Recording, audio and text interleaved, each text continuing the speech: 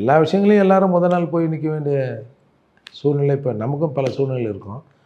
இப்போ இன்றைக்கி கூட தான் வந்து அந்த மயிலாடுதுறையில் ஒரு 2 மாணவர்கள் வெட்டி கொல்லப்பட்டாங்கள்ல, அது போன பிப்ரவரியில் நடந்தது. இப்போ அவங்க அப்பா அம்மாலாம் வந்து கூப்பிட்டு பேசி அவங்களுக்கு எந்த ஒரு நிவாரணமும் அரசால் வழங்கப்படலை. இப்போ நான் இதை போய் கேட்க முடியுமா? ஏன் இளைய பாரதம் அங்கே போகல? ஏன் மற்ற தலைவர்கள் யாரும் போகலன்னு? நாளைக்கு போவோம். அது நான் நினச்சேன், நமக்கு தான் ஆளினால் அழகுராஜா இந்த சேகர் பாபு இன்டர்வியூ பார்த்த பிறகு தான் நான் போனேன்னு நினச்சேன். யார் நீ சார்? நீலம் எனக்கு உனக்கெல்லாம் பேட்டி விட முடியாது, இங்கே தான் பேட்டி விட முடியும். ஆமாம், அவர் வந்து நேராக பேசினா வந்து அமெரிக்க பிரசிடெண்ட்டை பேசுவார், அப்படிலாம் காசு கொடுக்குறவங்கள்ட்ட பேசுவார். 2 பேர்கிட்ட தான் பேசுவார்.